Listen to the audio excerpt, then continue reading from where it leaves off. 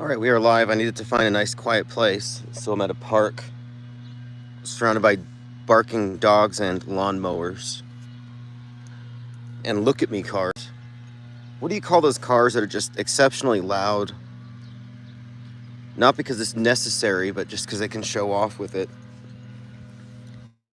Right. I was working on some essentially wrapping paper for the trading cards until I get the actual official psyop trading cards wrappers. You know, like when you buy packs of trading cards, you have to tear the wrapper. I'm getting some of those made up. But for set 1 and 2, I just been wrapping them up in a piece of paper covered in sketches.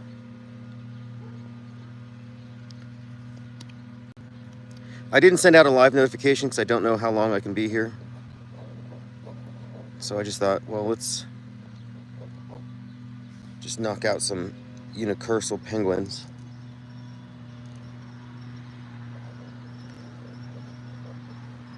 Looking for a new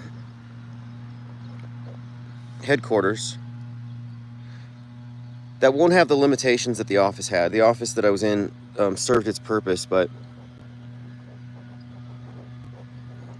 a few things were lacking that I think are critical to our mission.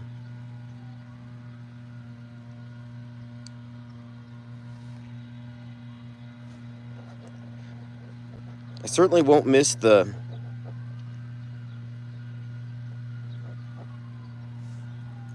encampment of fentanyl hobos outside, who are probably the ones that broke the glass. Yeah, I'm developing my tag. Soon you'll see these in subways, under bridges and tunnels, sides of old trains. Where else do people tag? I'll just tag over additional tags.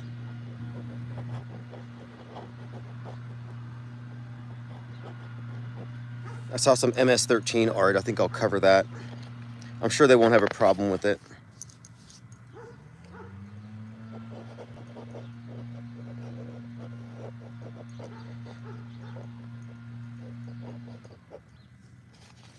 Maybe I should get a can of spray paint, but I used to do airbrushing.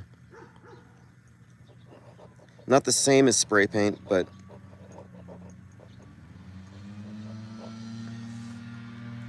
still based on, one continuous line. No, I actually knew an MS-13 person. I didn't know that's what he was from, but he was the guy that taught me how to airbrush, interestingly. He spent 17 years in prison. So I met him when he was like 35.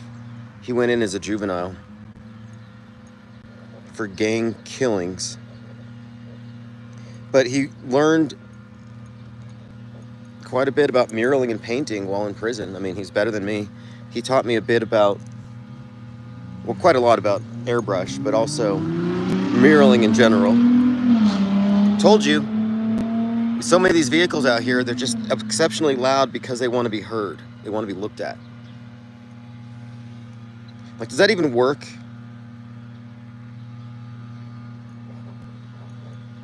Like, I'm assuming it's some kind of a mating call. Like, do women like that?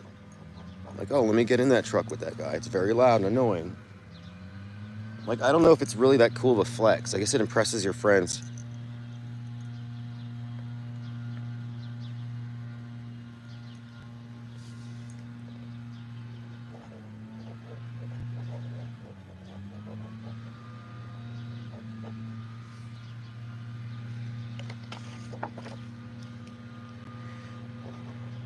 We were having a conversation in Discord this morning.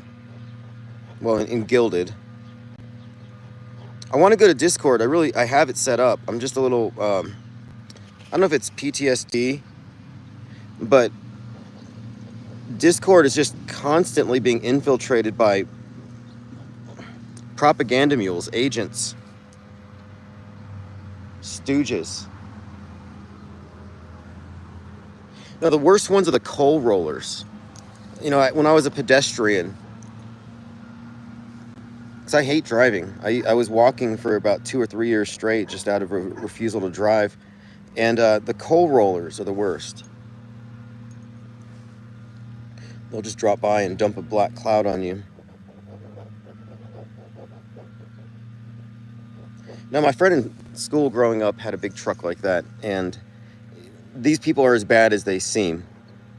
I mean, he would see pedestrians carrying their groceries on a rainy day, and he would drive his massive truck in their vicinity and splash them. I mean, bully type behavior.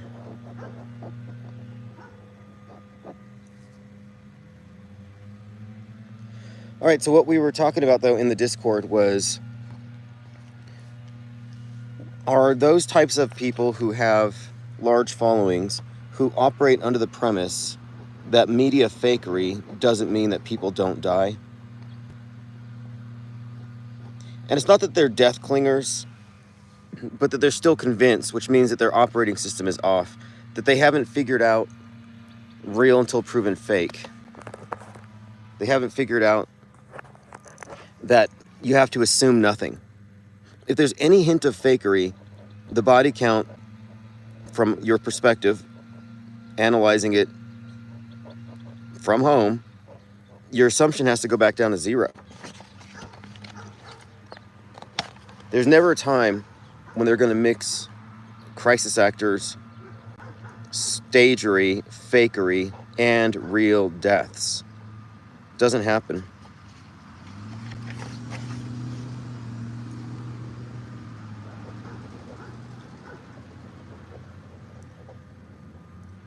I used to do these zombies. God, the bugs out here are eating me alive. Last time I was here, it was white spiders trying to get my ears.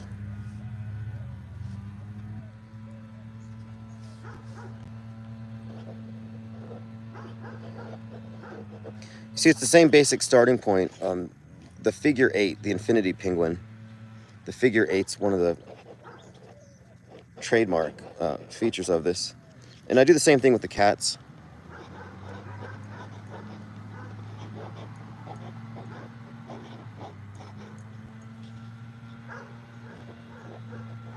I couldn't have picked a noisier park.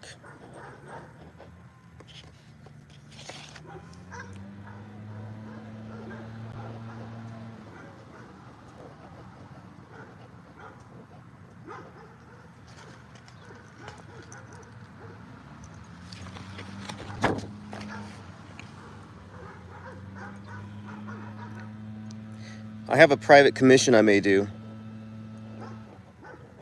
Someone asked me to do a large painting of Walter White from Breaking Bad. There's actually a few Walter White murals here around town. And there's I think it's a 12-foot tall bronze statue of Walter White and Jesse Pinkman. So this is the city where where they did the documentary Breaking Bad.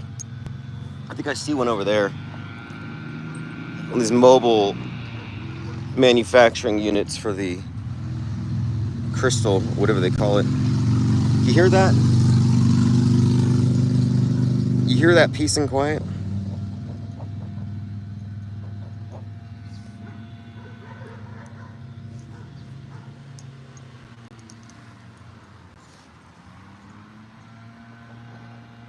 The flies here are eating me alive, by the way.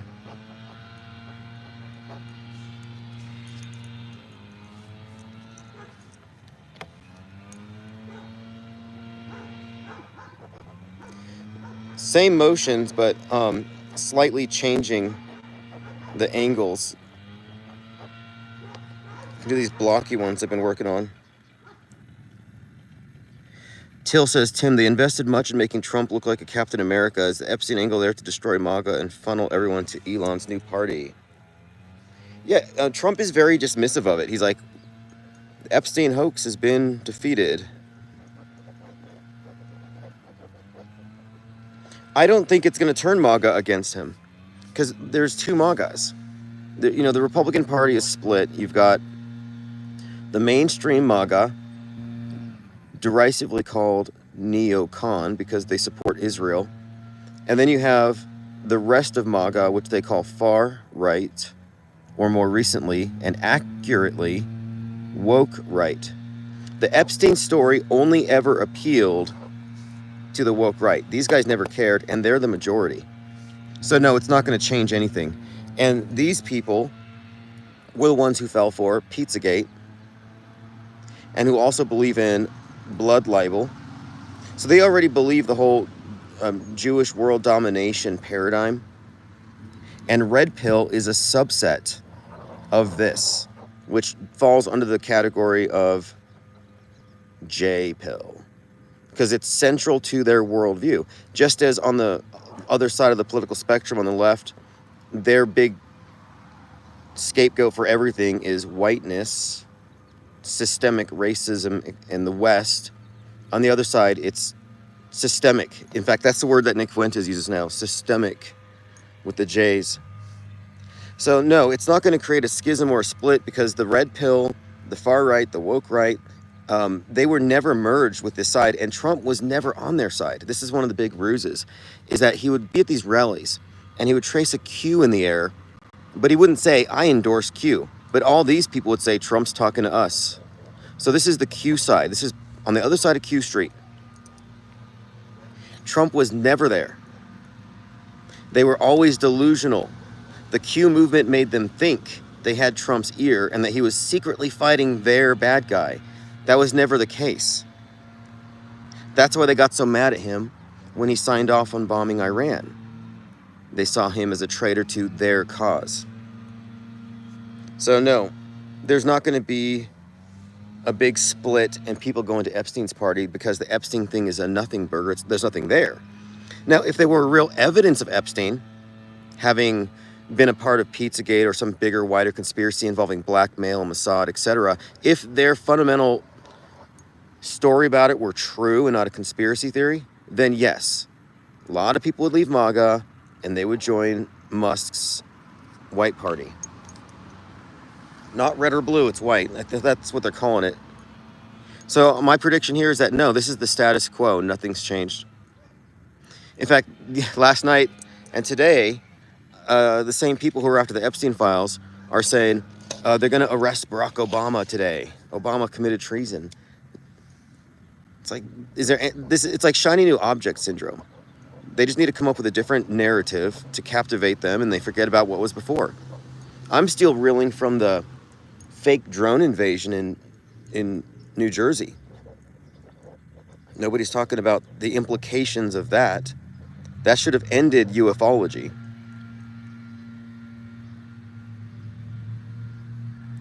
And then the fact that there's no evidence to support the narrative, the Pizzagate-like narrative surrounding Epstein, is not going to debunk it. Evidence doesn't have any effect on these types of beliefs, because there was never evidence for it in the first place. The lack of tangible evidence is going to make them say, oh, it's a cover-up. And they're so powerful that they even control Trump, and that they wouldn't sign off on his big, beautiful bill unless he acquiesced to Mossad controlling our government through blackmail. So they're secure in their worldview. Nobody's changing. And nobody from MAGA, from the neocon side, is going to say, you know what? Woke right has a point. Far right has a point. Trump betrayed us, because they're pro-Israel.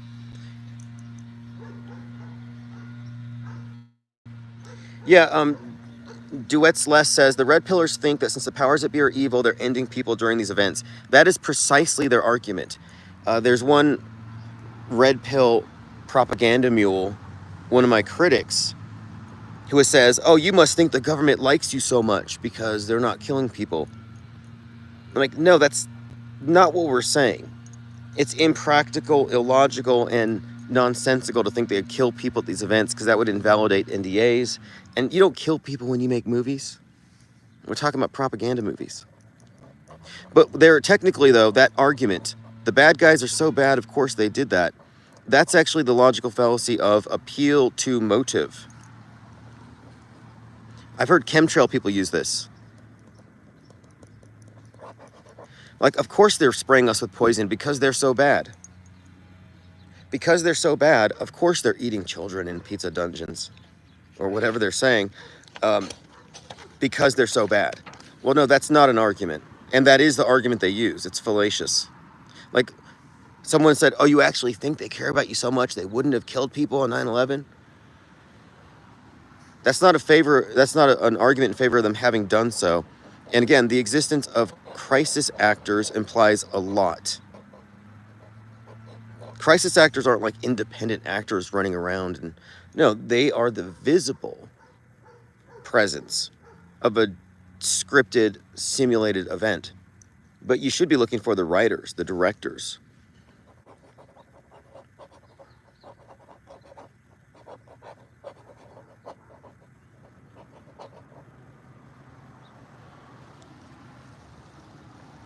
J5 says, he said, I'm not going to stop talking about chemtrails because it's foundational. Would I ever stop talking about climate change being a hoax? Or space being fake? The only people who want me to stop talking about chemtrails are the believers in it. Chemtrail theory, the chemtrail theory itself is used as a funnel to bring people into Trutherville. So you've got appeal to motive. And these are the lies. I mean, what do you want to call them? You have a list of ways that people get you to believe or go along with the narrative. So we got appeal to motive, we already talked about. Because the bad guys are so bad. You've got loaded question. What are they spraying? What are they squirting? What are they injecting? Okay, well, those verbs, like, no, they're not injecting. They're not spraying. Because that all suggests that inside of the airplane, so here's our little chemtrail airplane. If they're spraying something, then there's something in the airplane that is squirting out into the sky. Well, there's not enough room in the airplane to hold enough chemtrail juice to account for these miles-long, thick plumes of persistent trails. It's not a spray. So calling it a spray, what are they spraying? Loads the premise, loads the question with the idea that there's a substance in the plane. Very sneaky. But no, the reason why we have sprays, obviously, is the rarefied air, 30,000 feet, hot air coming out of the airplane.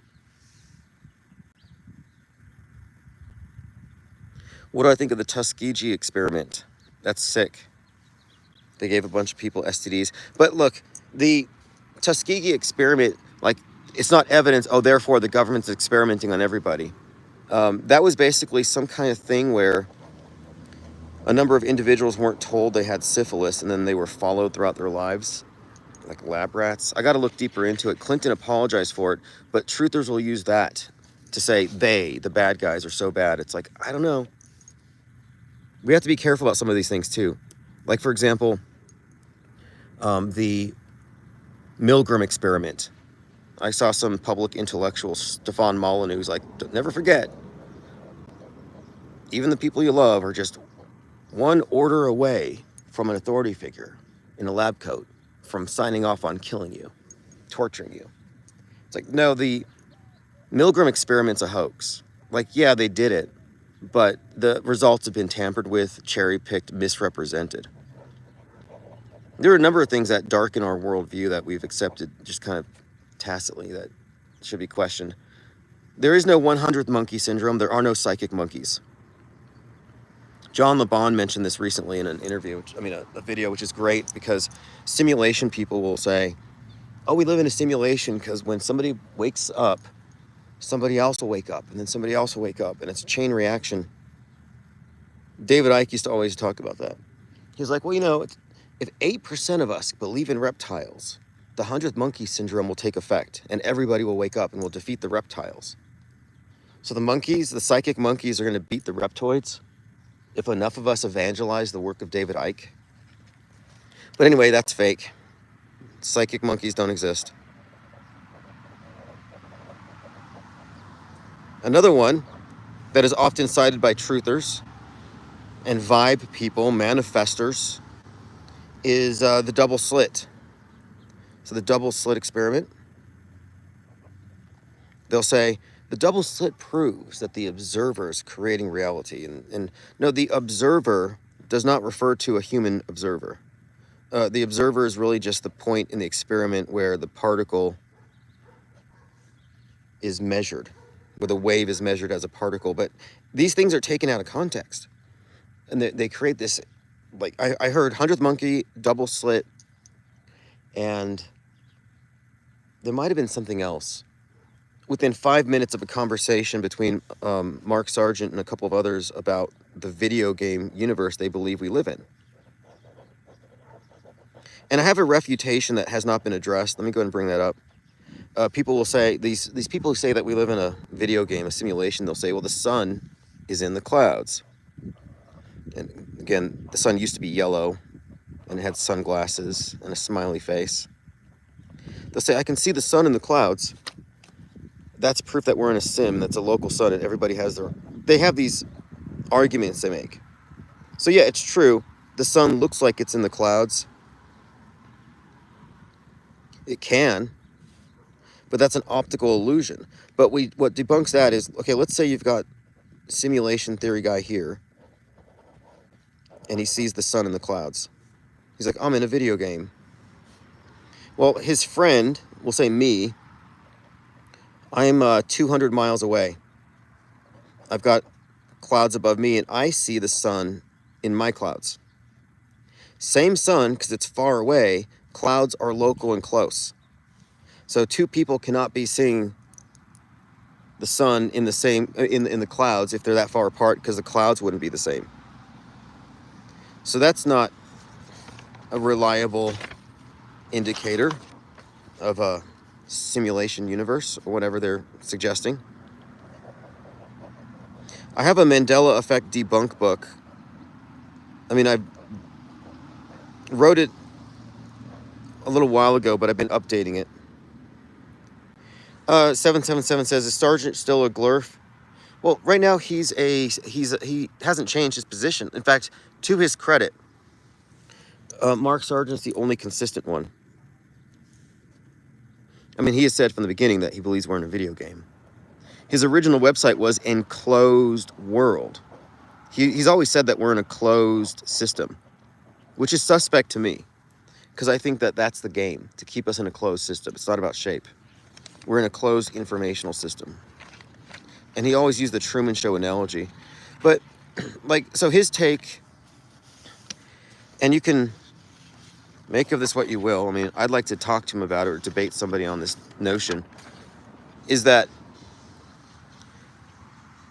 if a tree falls in the forest and nobody is there to hear it, does it make a sound? Like, that's like a profound question. I mean, not really, but people act like it is. And his answer is no, because there is no tree. Because if nobody's there, it's not going to be rendering. So that's the idea of, it's almost solipsism or total subjectivity, where it only exists if and when it's perceived, but if it's not witnessed, it doesn't exist.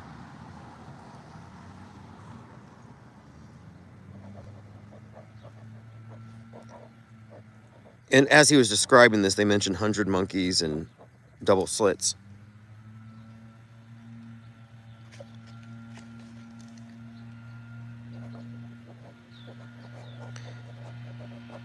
I don't hear very many Bible flat earth people very often anymore.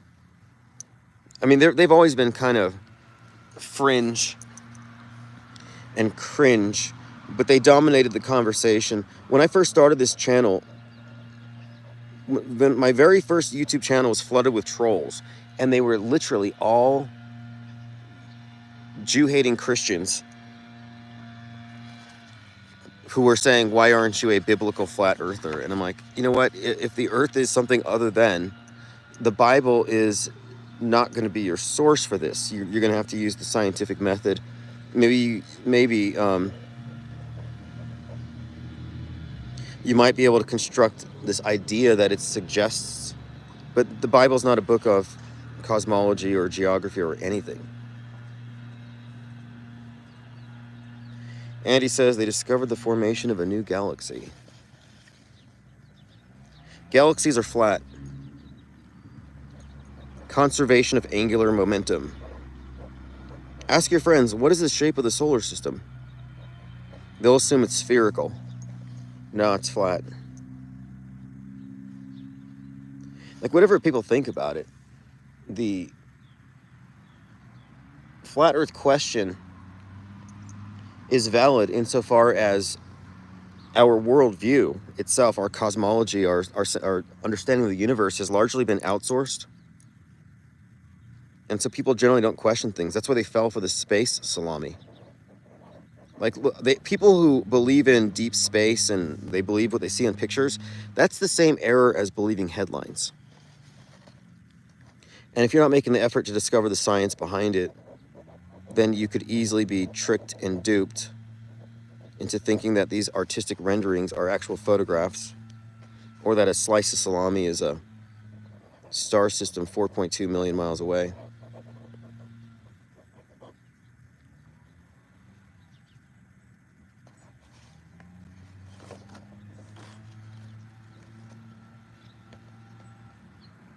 In my opinion, the solar system, as we're presented this model of where we live, I think the solar system seems to be a stylized version of the Kabbalistic tree of life, and I think we've been given a mystical cosmogony, more like an exoteric version of something a little more primitive and esoteric. I don't think we've been given the real picture. The beheaded one says, I think stuff like Schrodinger's cat is mental abuse of someone at a higher understanding of the mind towards someone with a lower understanding of the mind.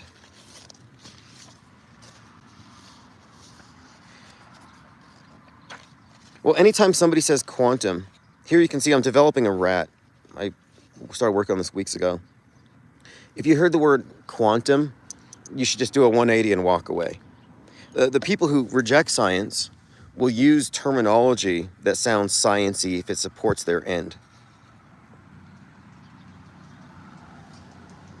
I'm trying to pick up on where I left off. I was trying to come up with a good rat design.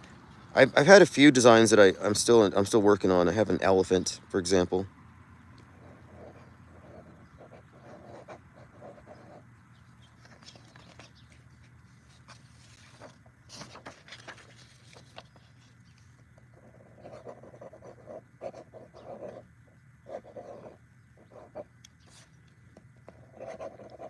But I want to keep all the things I draw essentially the same with regard to the figure 8, the infinity symbol. So I think the rats, we're going to have some kind of an infinity-based.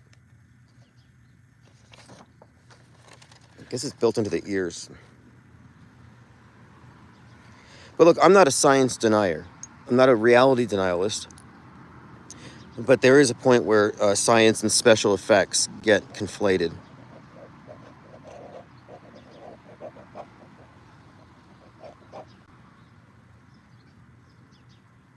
Yeah, that's a good point there. Beheaded one says, like the Mandela effect, getting somebody to plant false memories in their own head is sickening. Yeah, the Mandela effect is 100% gaslighting. It's 100% gaslighting. So the definition of gaslighting is getting someone to be convinced that their senses, their perceptions are not adequate, that they are fundamentally wrong, and they need to trust somebody else to explain to them what's real because they can't trust their own senses. Gaslighting is convincing you that your perceptions are wrong when they're not, and getting you to go along with it. So after a while, someone who's consistently faced with gaslighting will just recognize it's easier to go with what I'm told than with what I perceive, because what I perceive is so consistently challenged. So with the Mandela effect, and I have a book on this that I'm about to release. It's an ebook to go along with my chemtrail hoax one. The interrogator, the person asking the question who says, do you remember A or B? You know, Kit Kat or Kit with a hyphen cat. When they ask you, do you remember A or B? They're challenging your perception of your original memory. And these are things that you would hardly think about, so it's a vague memory anyway. So now you're thinking Kit Kat, hyphen or not, and even though your only legitimate memory would have no hyphen, because of the way they ask the question, they've juxtaposed the two. Your imagination will conjure an alternate version. I call these imagination prompts. Kind of like Midjourney, you write a prompt and it gives you an image. Well, your mind works like generative AI. Somebody can give you a prompt and your imagination will create it. So now you have a memory and now you have an imagining, the imagined version. But they're stored in the same part of the mind. There's no differentiation between the two. So now you have an actual artifact in your head. You have Kit Kat with a hyphen and one without. And if you accepted the whole premise of the Mandela effect, then you might be open and suggestible to the idea that this one is the real memory. So now when they ask you, do you remember Kit Kat, your recollection can go back to the alternate version. So when somebody says, do you remember Jiffy peanut butter, even though it doesn't exist, you have a basis for saying, I remember. So the Mandela effect people are not lying.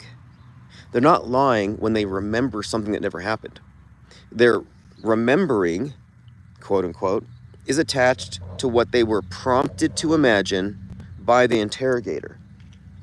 It's called retroactive interference. It's called the misinformation effect, interrogator bias, and this explains the large number of people wrongfully convicted based on faulty eyewitness testimony.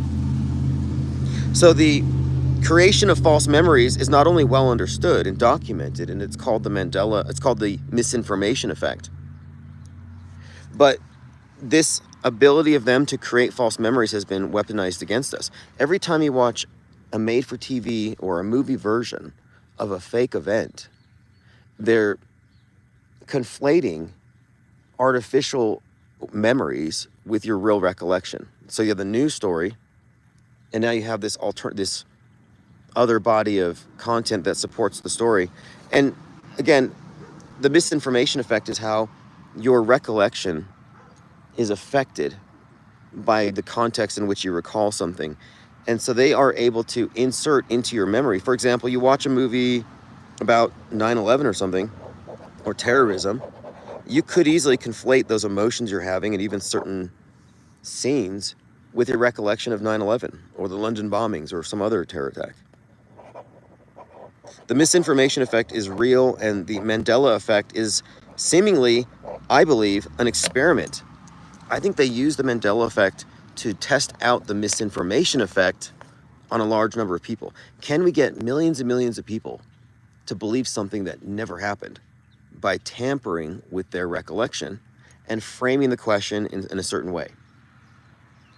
And the answer is yes.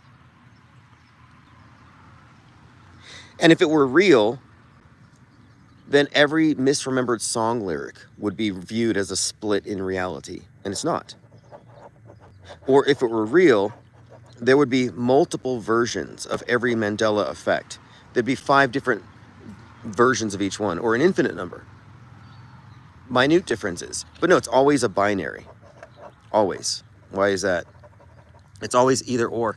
And I used to, and a lot of them stopped doing this when I called it out. I said, the way that they would recruit people into this cult, and I observed this real time, Ryan Ravely, who's now a real estate agent, was pushing this stuff where he would have somebody get on the phone and he'd say, hey, do you remember Jif or Jiffy? The guy would say, Jif. Do you remember Timmy falling down the well? No. Remember Ed McMahon giving out checks? No. I'm not Mandela affected. Okay, what about Dolly? Do you remember Dolly wearing braces? And then they would say, wait, she didn't wear braces? Mind blown. I guess I'm Mandela affected. So they would run down a list of hundreds and eventually find one that fit. And then that would be evidence for them that the Mandela effect is real. The problem with that is that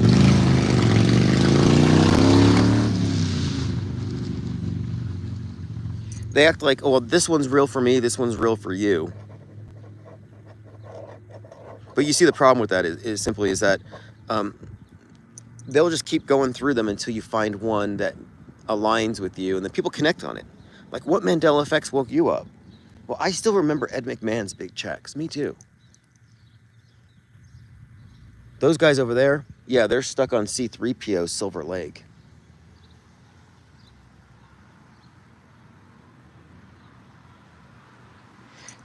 Other points, which I have in my ebook,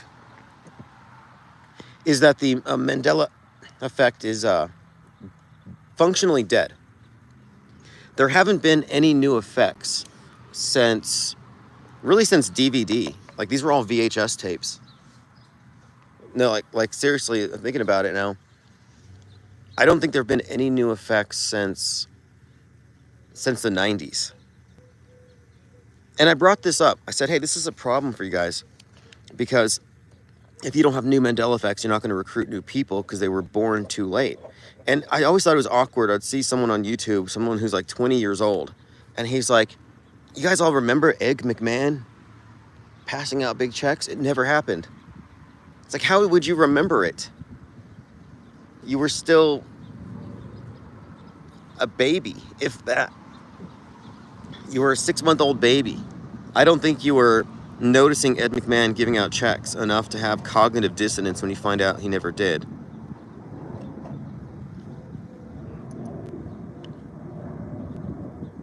Now, the Mandela effect people, though, were also steered into CERN, which I believe is Cernunnos, the horned god, the earth god, just judging by their opening ceremonies.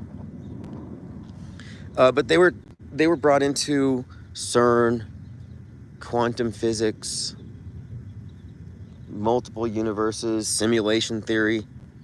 So I saw this as not only cognitive sabotage, an active measure, and also introducing people into this mysticism of simulation theory, but is also discrediting them. Because the same people who saw, hey, wait a minute, 9/11 seems to be a movie event, a simulated event, many drills presented as real. So you notice 9/11 is glitchy, no planes, nobody died, but it's a big event, transforms the whole world.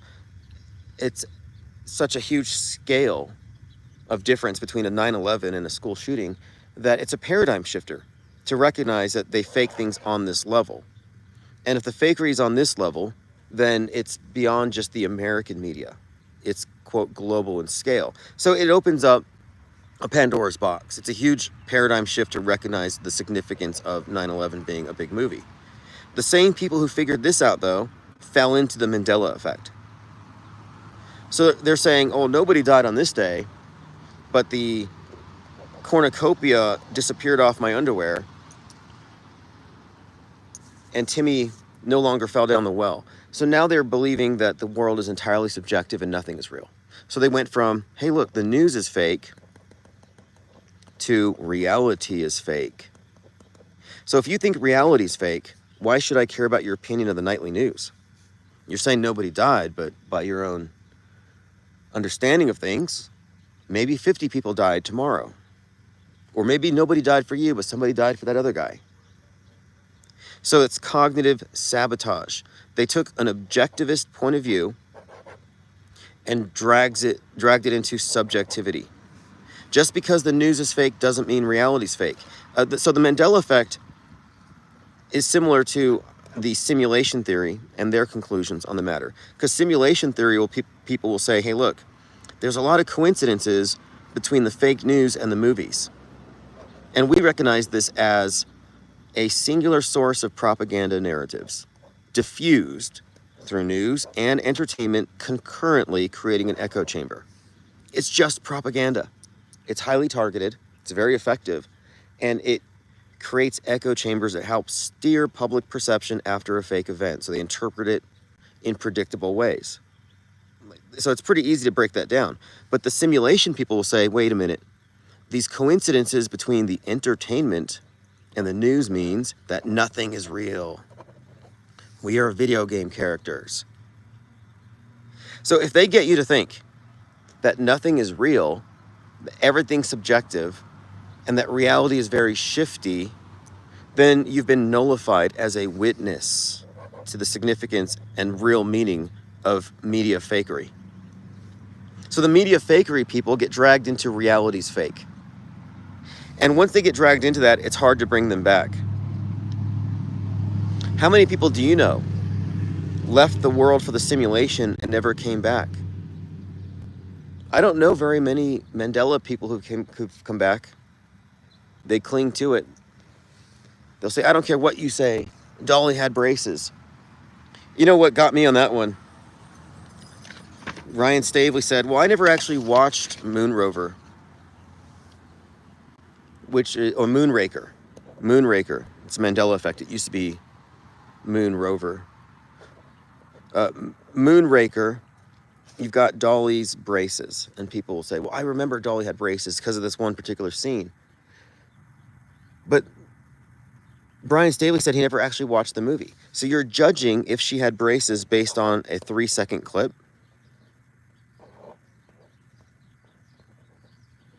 Sorry. For you to make the claim that she had braces and they removed them, you can't just look at the 3-second clip. You have to find every clip from the movie, every single one, and make the case that they deleted the braces. And none of the Mandela people have gone through the other clips to find out how implausible it would be that her braces were scrubbed. So now, do you remember that she had braces? Yes, you do.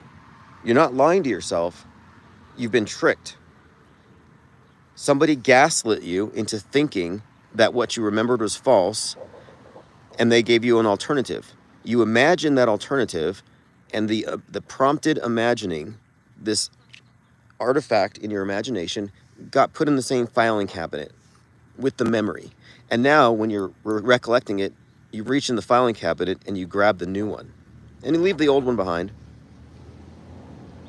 You grab the new one that verifies that the reality has shifted. And if you accept the premise that reality has shifted on one of these Mandela effects, then you're pretty much nullified. You're no longer in objective reality. And what's even more insidious about it is the people who fell for it believed it was some form of spirituality. I call it the miracle effect also in one of the chapters. Because if you get into the psychology of miracles and why people believe in them and why they need them, it explains quite a bit about how people get attached to the Mandela effect. Because now you have something that conventional religions don't give you anymore. You know, Christians don't have miracles anymore. I mean, occasionally a statue of Virgin Mary somewhere will cry blood. Or occasionally a church will burn and a cross will be left standing. But there aren't really many tangible miracles for the individual. The Mandela effect, if you believe it, it's powerful. Like, wow, I just experienced tangible evidence that nothing is what it seems and reality has shifted. So you can see why it's very attractive. And what they started to say was that the believers in the Mandela effect were actually in a divergence. So here we are, we're in Normieville, where Ed McMahon didn't give out big checks. And then the Mandela affected people realize, hey, we're in a parallel universe. And the more they notice Mandela effects, the more they diverge from the real or the base reality. And some of them begin to say and believe that our bodies are changing. So body changes were one of the new ones where, you know, if you've never taken anatomy, you've never studied a skeleton, you may not know about how many holes you have in the skull, or where the heart's located, or how the ribs are configured. And so when somebody says, hey, look, this is what the skull used to look like, and this is how it looks now, or this is where the heart is now, you might, if you're already predisposed to believe in the Mandela effect, you might think the body's changing. So there were people saying that bodies were changing. And what I think they saw here was a path to a sort of transcendence, where let's get to the reality where we're all 6-foot-tall 10s with 6-digit incomes and six-packs and Bugattis. So there was a path to like mastery of the world, transcendence, elevation through being a believer. And I was debating with these people. And so you had two of the top Mandela gurus out there debating about or talking about me, because they said, here we are, we hate this world, and we're trying to get away from it. And then Tim Osman comes in and debunks it. So they called me the God blocker. I am the God blocker because I told them their miracle was fake and that they're still here stuck with us, that they're not going to some magical alternative realm where you co-create your own perfect version of reality.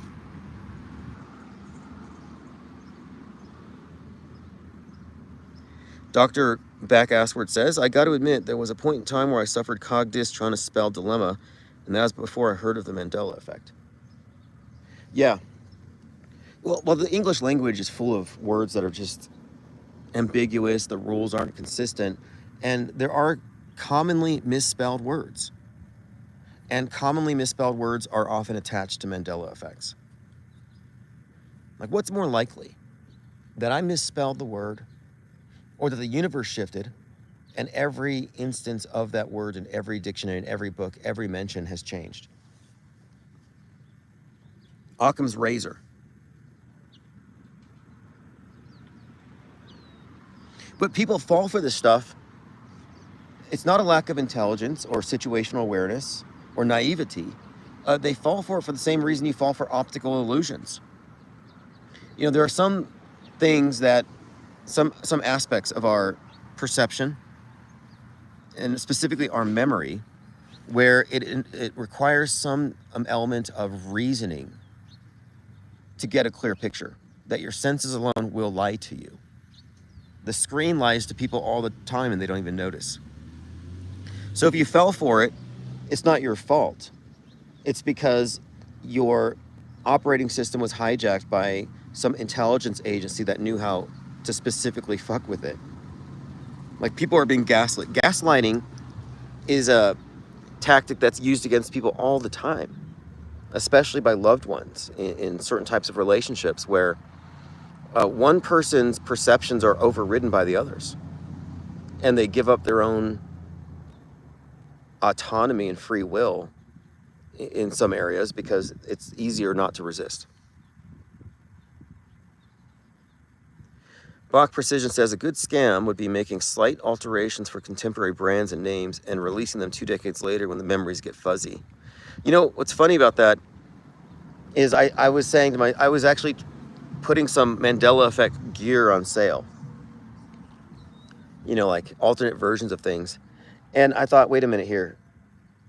If this were true and reality shifted, then you would be able to release these alternate versions with no trademark issues. What are they going to do? And I didn't see anybody jumping on that. But my research, though, showed me, okay, here's one of the biggest points I learned about researching the Mandela effect. Mandela effectees do not research. They don't do their own research. They'll say, well, Fruit Loops used to be F-R-U-I-T. I remember that because when I was a toddler watching morning cartoons, eating Fruit Loops, I remember it was F-R-I-U-T, but now it's F-R-O-O-T.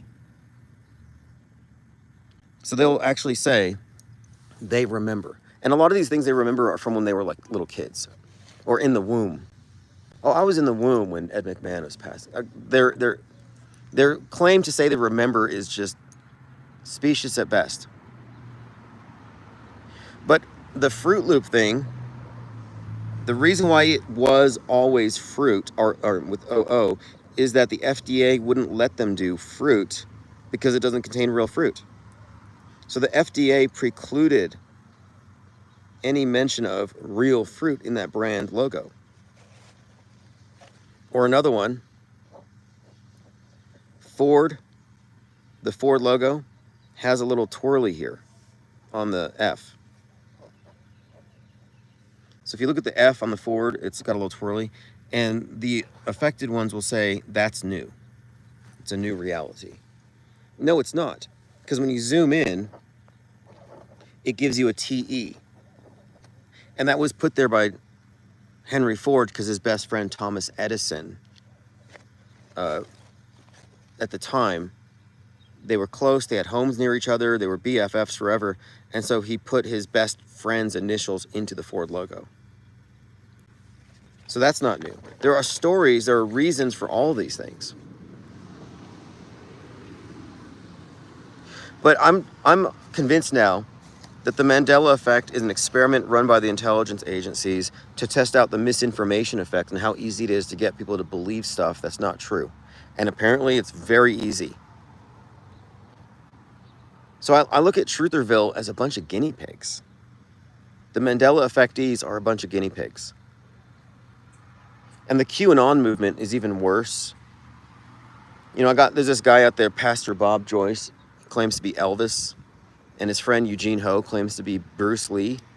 So Bruce Lee and Elvis are training martial arts with JFK Jr. behind the scenes to eventually come out and arrest Obama and Clinton.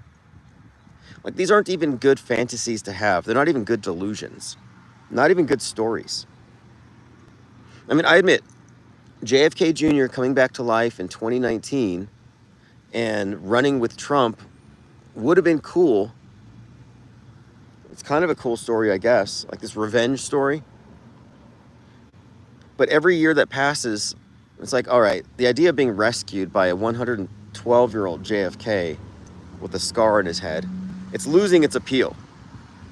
And the JFK Jr. groupies are dying off.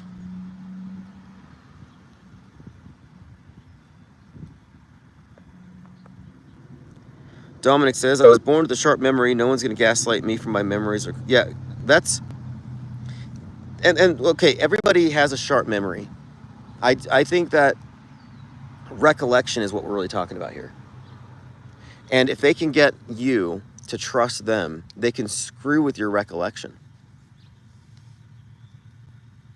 But then what happens is people recall the prompted thing that they imagined, and they cling to that. Like, you're not going to tell me Ed McMahon didn't pass out big checks. But when you ask them for the basis of that memory, it gets increasingly vague.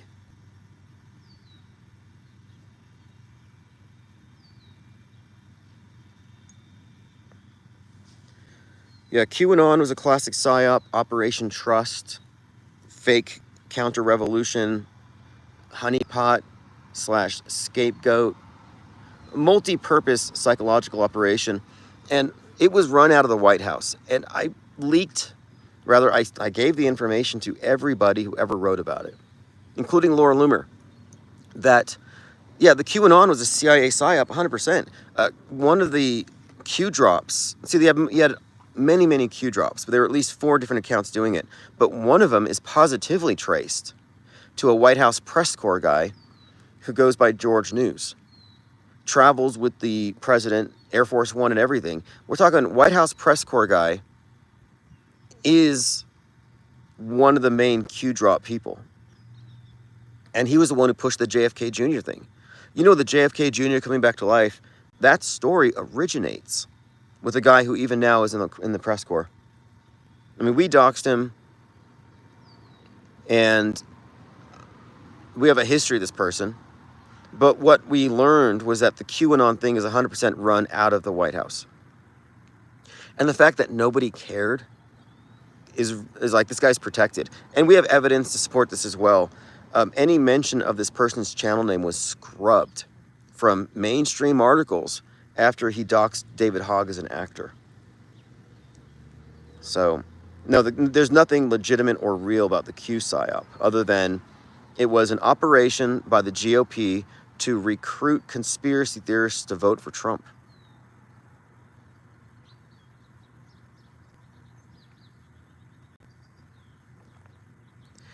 "777 says, the Berenstain thing was my only real experience because my mother used to read the books and she always pronounced things, so she said Stein.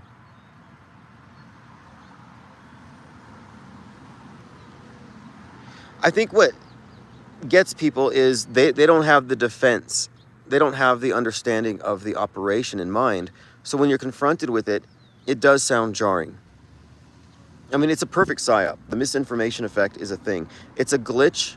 I wouldn't even say it's a glitch. It's a vulnerability that is being exploited. You know, we have this Achilles heel And you know they study us. I mean, we are lab rats, and they've learned how to trigger people en masse. We're completely mind controlled. You know, our whole world is under a spell. The Mandela effect is just one of their tools. And the Mandela effect is just one example of the application of the misinformation effect. I mean, who knows how widely that is being applied right now. I think the misinformation effect is used 24/7. When they saturate us with entertainment that corresponds with the fake news, I think they're actually screwing with people's sense of reality, where, you know, you have your sense of reality built on your memories, but if your memories are also bolstered by memories of things that you saw in the entertainment format that perfectly mirror and underscore what you saw on the news, you know, I think the misinformation effect is actually standard operating procedure. J5 says, what's the definition of a Mandela effect? I'm glad you don't know that. It means it's dying off. It was just this theory that reality is constantly shifting, and that Mandela died in prison, and when he was released, a lot of people were shocked because they thought he was dead, and so they said, oh, it's because of CERN. The person who came up with it was a ghost hunter who believed that timelines were overlapping and that explained ghosts. So ghosts aren't really scary. Ghosts are just people in another timeline overlapping with yours. But it became something entirely different, and it got merged into red pill and simulation theory. It's kind of a joke at this point. But the reason I looked into it is that the people who fell for it were giving up objectivity. They were admitting that reality is shifting, and if reality is fake and shifting, then why is fake news relevant? And I think it was used to sabotage this area of discourse. Like, why are the people who are noticing fake news being targeted with simulation theory, with synchromysticism, with Mandela effects? It's to throw you off. It's to throw you off. If you arrive at the conclusion that every inconsistency in the news is not the result of media manipulation, but reality is being manipulated, well, guess what? It takes the culprits out of the equation. Oh, it's not man manipulating man through propaganda. No, it's not the government. It's the universe. It's the multiverse. So they get a pass. I mean, imagine if you were a bank robber and you broke into banks at night, or you robbed stores at night, and people said, oh, it's ghosts doing it. You'd be fine with that. Yeah, it's ghosts. Ghosts are robbing all the stores, robbing the safes. Yeah, guys, sure, it's the universe doing it. That's what the psyop entertainment complex is laughing at you for. The people running the psyops are like, what if we get caught? What if people find out that we're totally manipulating the news to create a historical narrative that suits the power elite? They laugh and they say, oh no, they'll just think it's a simulation doing it. We don't exist. I mean, I've had people say that. They'll say, what you're talking about here with all these coincidences with the news and the media, it's too much for man. Man couldn't do this. This has to be a higher than man power. It's higher powers or lower powers. So higher powers is simulation. Lower powers is dark occultists planting hints. But in both cases, they introduce something mystical, quasi-mystical, instead of the mundane. Synchronization between entertainment and news is part of the psywar. And the IPS think tank is the only think tank that has figured this out. Everybody else is stuck in this misdirection narrative regarding reality is non-objective and nothing is real. And that's where they want you. They want you nullified. Imagine trying to explain to somebody, hey, I don't think anybody died at this school shooting, and here's why. And the next minute you say, well, the words in the dictionary spelling changes often because of CERN. You're instantly discredited. But it's called the Mandela effect because of the because Nelson Mandela supposedly died according to somebody, and then turns out he didn't die in prison. And so that misconception was the original claim that reality shifted. Where this lady, her name was Fiona Fitzgerald, she said, I was at a party and I started asking people, do you remember Mandela dying in prison or not? And most people did. She said, do you remember him dying in prison? And people would say yes. And so then when they found out that he didn't, they said reality must have shifted, and she connected it to CERN. Well, nobody who voted for, I mean, really, anybody who knew who Nelson Mandela was and followed his entire political career had no concept of him dying in prison. This was surely made up. Only Americans talk about this stuff.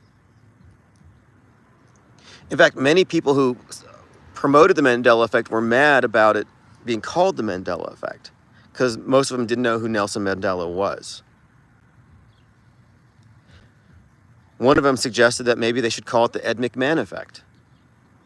That was me, actually, because it's a more commonly understood one. But the fact that there haven't been any new reality shifts since like the 90s says it all. And some of these are so ridiculous that I still see these promoted on Twitter. That's why I'm finishing up this manuscript. Sinbad, the comedian, was in a movie called The Genie. And that this movie was so good that it was on primetime TV. But the movie never existed. And so what happens is people say, I remember this movie with Sinbad as a genie, and it was really funny, really good. My whole family loved it. We watched it 10 times, and now it doesn't exist. And so then you ask the person, well, what was the movie about? They have no answer. Their memories are shallow.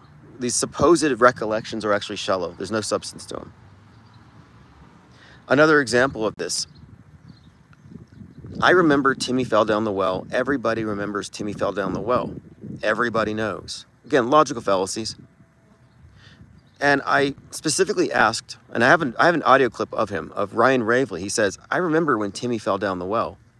Well, a lot of people will say, I remember this. Okay, well then how did they get him out? Nobody knows how they got him out of the well. So explain that to me. If you remember clearly that he fell into the well, then why can't you remember him falling or being removed? How was it done? Like, that's sort of an important point here. And if you don't remember that, then you can't claim to have such a good memory. Like, oh, my memory's so good. Of course I remember him falling down the well, but I don't remember how he got out. Well, that would have been the very next scene. So there goes your claim to having a perfect memory. Or was that the final episode and they never found him? But I did a deep dive into that one, and I found the explanation for it, which I won't get into here. You know, we've long since moved past this, but I still see grifters on X pushing it. And what they're pushing is gaslighting. And so I want to just teach people how, hey, these people who are spreading this conspiracy theory are not only gaslighting you and getting you to question your own perceptions, but they're trying to maneuver you into a false paradigm that turns your brain into mashed potatoes. All right, this has been great. We'll be back later on today. I was just working on some sketches. Tomorrow, the mail is going to be picking up all of the psyop trading cards. So if you got set number 2, those are actually going to be picked up probably about 6 a.m.